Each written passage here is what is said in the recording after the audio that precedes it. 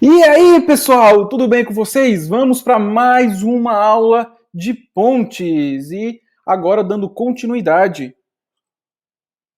Vamos falar sobre a norma 7187. Só que lembrando que você já entende toda a classificação de pontes segundo os Waldemar Marchetti, aqueles 11 itens, né? Agora a gente vai fazer um estudo da normatização. Então a pergunta que você tem que fazer é: professor, o que é que eu tenho que saber da norma 7187? O que é que eu preciso saber dela? Então aqui a gente vai explicar o que você tem que saber sobre ela, partindo do início, que é a capa da norma. Então vamos aqui que a gente tem dados muito interessantes aqui. A gente tem o nome da norma: Projeto de Pontes de Concreto Armado e de Concreto Protendido, procedimento 7187, datado para março de 2003. Então, a primeira coisa que a gente tem que perguntar: qual que é o objetivo dessa norma? O que ela quer normatizar? Então, ela fixa, vamos ler aí, ela fixa os requisitos que a gente tem que entender do projeto e da execução de pontes de concreto armado e de concreto protendido. Lembrando que ela não trata aqui concretos especiais ou o concreto leve. Tá, beleza? Então, esse é o objetivo da norma: dar subsídio ao profissional para que ele possa fazer o projeto de uma ponte de concreto armado ou concreto protendido e também na execução.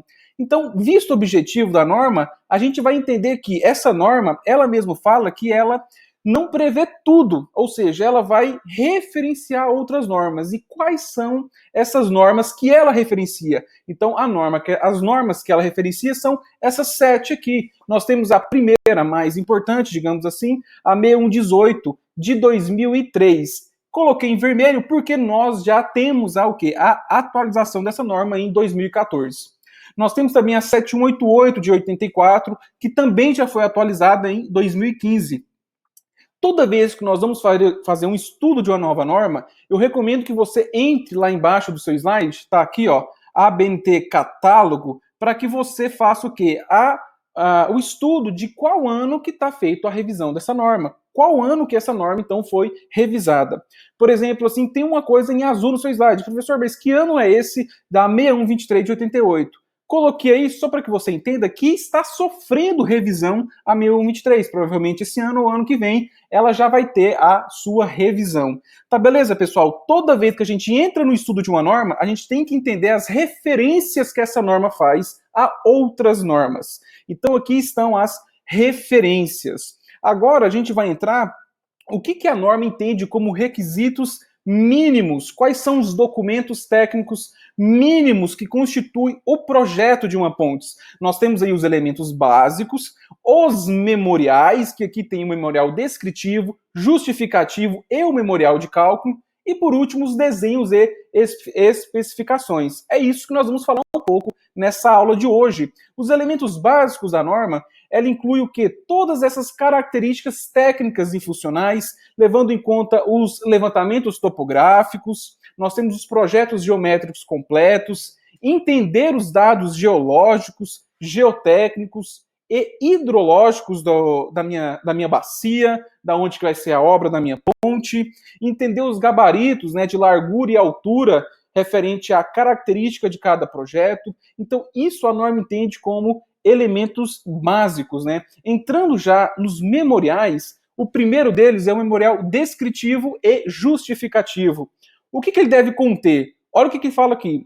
Deve conter a descrição da obra, isso é óbvio, e dos processos construtivos. Pessoal, isso que é muito importante. Lembra que nós já falamos do processo construtivo? Um dos itens de classificação de Waldemar Marchetti são os processos construtivos. Vocês lembram quais são eles? Vamos lá, nós temos o quê? Nós temos o processo construtivo de balanços sucessivos, de deslocamentos sucessivos, nós temos um cimbramento fixo, cimbramento móvel, e nós temos as suas variações entre eles. mas a gente não está aqui para entrar em detalhes, só para que você lembre que você precisa documentar muito bem esses processos construtivos. Continuando aqui, eu preciso de uma justificativa técnica e econômica. Vou fazer uma ponte pêncil para superar 20 metros? Vou fazer isso? Eu acho que não é mais o adequado, né? A gente já falou um pouco sobre o vão e o sistema estrutural da superestrutura. Então, identificando isso, eu preciso descrever de uma forma minuciosa no meu memorial descritivo e justificativo. Indo para o memorial de cálculo, o que eu preciso? Entender o modelo estrutural adotado. Para eu entender o modelo estrutural adotado, eu preciso já ter identificado o meu sistema estrutural da superestrutura. Já falamos disso também. Lembra quais são eles? Viga, pórtico, arco, pêncil, estaiado e as suas variações também dentre eles. Nós temos que entender as condições de apoio, porque eu posso ter uma ponte simplesmente apoiada, que é uma ponte, então, com um apoio móvel ou fixo, e temos uma ponte, por exemplo, engastada, que é uma ponte em pórtico, por exemplo. São totalmente diferentes o processo de cálculo estrutural. Então, a gente precisa definir essas condições, tá beleza? E a gente precisa, então, fazer um bom dimensionamento desses materiais. Quando a gente faz esse bom dimensionamento, a gente costuma utilizar o quê? Um software, né? Quando a gente utiliza um software, no memorial de cálculo, eu preciso informar qual software que eu estou utilizando. Se eu estiver utilizando um software comercial, TQS, Eberic, SAP 2000, CPCAD, Metallicas, Tecnometal, MCalc, eu não preciso ficar destrinchando qual que é o modelo de cálculo do software, porque ele já é um software comercial, aquilo já está bem testado. Mas se eu não informar um software comercial, ou seja, eu rodei minha estrutura em um software meu, por exemplo, que eu fiz, eu, professor Vinícius, fiz um software no mestrado de análise de chapas, e eu rodei alguma coisa nessa análise de chapas, nesse software. Eu preciso mostrar para ele quais são os modelos matemáticos que eu utilizei, quais são os critérios de ruptura. Sim, eu preciso, porque é um software não comercial, não muito utilizado. Mas aqui é só para que você tenha essa noção.